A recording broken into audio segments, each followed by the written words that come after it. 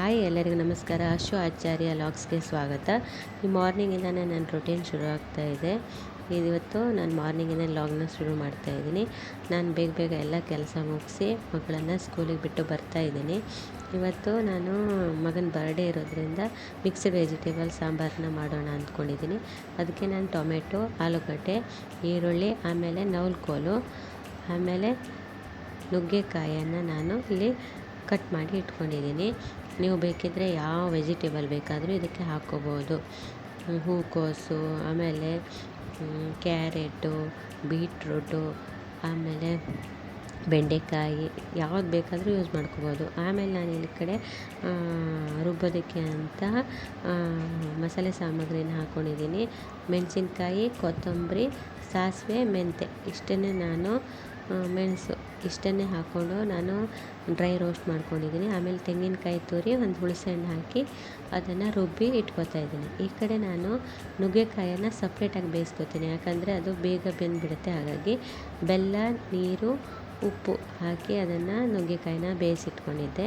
ಆಮೇಲೆ ಎಲ್ಲ ವೆಜಿಟೇಬಲ್ಸ್ನು ಆಮೇಲೆ ತೊಗರಿಬೇಳೆ ಹಾಕಿ ಇಲ್ಲಿ ನಾನು ಒಂದು 3 ವಿಸಿಲ್ ಕೂಗಿಸಿಟ್ಕೊಂಡಿದ್ದೆ.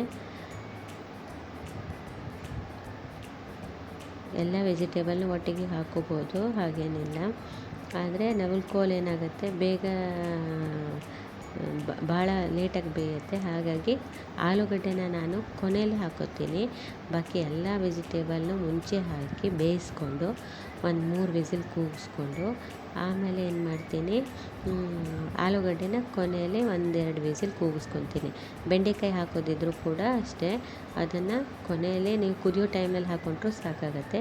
ಬೆಂದಿರೋವಂಥ ತರಕಾರಿಗೆ ನಾನೆಲ್ಲಿ ರುಚಿಗೆ ಎಷ್ಟು ಬೇಕು ಉಪ್ಪನ್ನು ಹಾಕಿ ಒಂದು 5 ನಿಮಿಷ ಕುದಿಸ್ತೀನಿ. ಯಾಕಂದರೆ ಉಪ್ಪು ಚೆನ್ನಾಗಿ ಎಲ್ಲ ವೆಜಿಟೇಬಲ್ಸ್ಗೂ ಹೀರ್ಕೊಳ್ಳುತ್ತೆ. ಆಮೇಲೆ ತಿನ್ನೋದಕ್ಕೂ ಕೂಡ ರುಚಿ ಅನಿಸುತ್ತೆ. ಆಮೇಲೆ ರುಬ್ಕೊಂಡಿರೋಂತಹ ಮಸಾಲೆನ ನಾನೇನು ಮಾಡ್ತಾಯಿದ್ದೀನಿ, ಈ ತರಕಾರಿ ಬೇಯಿಸ್ಕೊಂಡಿದ್ದಿಲ್ಲ ಅದಕ್ಕೆ ಹಾಕಿ ಚೆನ್ನಾಗಿ ಕುದಿಸ್ಕೊತಾ ಇದ್ದೀನಿ. ಯಾವ ಮಕ್ಕಳೂ ಕೂಡ ಇದನ್ನು ಖುಷಿಯಿಂದ ತಿನ್ಬೋದು, ಯಾಕಂದರೆ ಅವ್ರಿಗೆ ಯಾವ ವೆಜಿಟೇಬಲ್ ಹಾಕಿದ್ದೀನಿ ಅಂತಲೂ ಗೊತ್ತಾಗೋದಿಲ್ಲ. ನೋಡೋದಕ್ಕೂ ಚೆನ್ನಾಗಿ ಅನಿಸುತ್ತೆ. ಆಮೇಲೆ ಟೇಸ್ಟು ಕೂಡ ತುಂಬಾ ಚೆನ್ನಾಗಿರುತ್ತೆ. ಯಾಕಂದರೆ ಮನೇಲೇ ರುಬ್ಬಿ ಮಾಡುವಂಥ ಮಸಾಲೆ ಆಗಿರೋದ್ರಿಂದ ಯಾವುದೇ ಪ್ಯಾಕೆಟ್ ಪೌಡ್ರನ್ನ ನಾನಿಲ್ಲಿ ಯೂಸ್ ಮಾಡೋದಿಲ್ಲ. ಆಮೇಲೆ ಕೊತ್ತಂಬರಿ ಸೊಪ್ಪನ್ನು ಹಾಕಿ ಚೆನ್ನಾಗಿ ಕುದಿಸ್ತಾ ಇದ್ದೀನಿ. ಆಮೇಲೆ ನುಗ್ಗೆಕಾಯಿ ಬೇಯಿಸ್ಕೊಂಡಿದ್ದೀನಲ್ಲ, ನೀರು, ಬೆಲ್ಲ, ಉಪ್ಪು ಈ 3 ಹಾಕಿ ನಾನು ಸಪ್ರೇಟಾಗಿ ಬೇಯಿಸ್ಕೊಂಡಿದ್ದೆ. ಅದನ್ನು ಚೆನ್ನಾಗಿ ಕುದಿ ಬಂದ ಮೇಲೆ, ಅಂದರೆ ಒಂದು 75% ಕುದಿ ಬಂದ ಮೇಲೆ ಹಾಕೋತೀನಿ ನಾನು. ಆಮೇಲೆ ಮೇಲ್ಗಡೆ ಏನು ಮಾಡಬೇಕು, ಒಗ್ಗರಣೆ ಸೊಪ್ಪಿಗೆ ಸ್ವಲ್ಪ ಕೊಬ್ಬರಿ ಎಣ್ಣೆನ ಸವರಿ ಏನು ಮಾಡಬೇಕು ಅದರಲ್ಲಿ ಹಾಕಿದರೆ ಸಾಂಬಾರು ತುಂಬ ಚೆನ್ನಾಗಿರುತ್ತೆ. ಈ ಕಡೆ ನಾನು ಚೌಳಿ ಸೊಡ್ಗಿ ಪಲ್ಯ, ಚೌಳಿಕಾಯಿ ಅಂತಾರಲ್ಲ ಅದ್ರ ಪಲ್ಯ ಕೂಡ ರೆಡಿ ಮಾಡಿದ್ದೆ. ಆಮೇಲೆ ಬಟಾಣಿ ಬಾಜಿ ಕೂಡ ರೆಡಿ ಮಾಡ್ಕೊಂಡಿದ್ದೆ.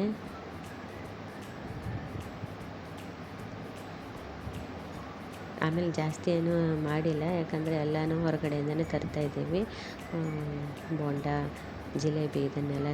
ಹಾಗಾಗಿ ಅಂದರೆ ಬೆಳಿಗ್ಗೆ ಮಕ್ಕಳಿರೋ ಮನೆ ಅಲ್ವಾ, ಹಾಗಾಗಿ ಬೇರೆ ಏನು ಮಾಡೋದಕ್ಕೆ ಹೋಗೋದಿಲ್ಲ ನಾವು. ಅಂದರೆ ಜಾಸ್ತಿ ಜನನೂ ಕರ್ತಿಲ್ಲ ನಾವು, ಅಕ್ಕಪಕ್ಕದ ಮನೆಯವ್ರನ್ನ ಅಷ್ಟೇ. ಯಾಕಂದರೆ ಇದು 2ನೇ ವರ್ಷದ ಬರ್ಡೇ ಆಗಿರೋದ್ರಿಂದ ಸಿಂಪಲ್ಲಾಗಿ ಮಾಡಿ ಮುಗಿಸೋಣ ಅಂದ್ಕೊಂಡ್ವಿ. ಸಿಕ್ಕಾಪಟ್ಟೆ ಮಳೆ ಅಲ್ವಾ ಈ ಕಡೆ. ಆಮೇಲೆ ಮಗನ ಜೊತೆ ಒಂದು ಸ್ವಲ್ಪ ಟೈಮ್ ಸ್ಪೆಂಡ್ ಮಾಡಿದೆ ಸಾಯಂಕಾಲ. ಮಾಡಿ ಮೇಲೆ ಕರ್ಕೊಂಡು ಹೋಗಿ ತುಂಬಾ ಮಸ್ತಿ ಮಾಡ್ತಾಯಿದ್ದ. ತನ್ನ ಬರ್ಡೇ ಅಂತ ಹೇಳಿ ಹ್ಯಾಪಿ ಬರ್ಡೇ ಅಂತ ಅವನೇ ಹಾಡ್ಕೊತಾ ಇದ್ದ, ಅವನೇ ಥ್ಯಾಂಕ್ ಯು ಹೇಳ್ಕೊತಾ ಇದ್ದ. ಅಷ್ಟರಲ್ಲೇ ನಮ್ಮ ಅಮ್ಮ, ಅಣ್ಣ ಎಲ್ಲ ಬಂದರು ಊರಿಂದ. ಅವ್ರ ಜೊತೆ ಸ್ವಲ್ಪ ಹೊತ್ತು ಅವನು ಆಟ ಆಡ್ತಾ ಇದ್ದ.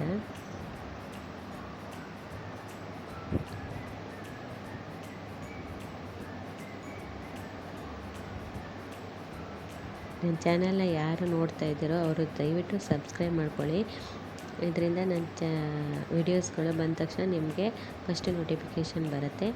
ಇವಾಗ ನಾನು ಮಗನನ್ನು ಮನೇಲೇ ಬಿಟ್ಟು ಮಗಳನ್ನು ಸ್ಕೂಲಿಂದ ಕರೆಯೋದಕ್ಕೆ ಅಂತ ಹೋಗ್ತಾಯಿದ್ದೀನಿ. ಯಾಕಂದರೆ ನನ್ನ ಮಗಳು ನೀವೇ ಬರಬೇಕು ಅಂತ ಹಠ ಹೇಳ್ತಾಯಿದ್ಲು. ಹಾಗಾಗಿ ನಾನು ಯಾವುದೇ ಕಾರಣಕ್ಕೂ ಅವಳು ಒಬ್ಬಳೇ ಬರೋದಕ್ಕಾಗಲಿ ಸ್ಕೂಲ್ಗೆ ಹೋಗೋದಕ್ಕಾಗಲಿ ಬಿಡೋದಿಲ್ಲ. ಅವಳನ್ನ ಜೊತೆಗೆ ಕರ್ಕೊಂಡೋಗಿ ಸ್ಕೂಲ್ ಒಳಗಡೆನೇ ಬಿಟ್ಟು ಆಮೇಲೆ ಒಳಗಡೆಯಿಂದನೇ ಸೀದಾ ನಾವು ಮನೆಗೆ ಕರ್ಕೊಂಡು ಬರ್ತೀವಿ.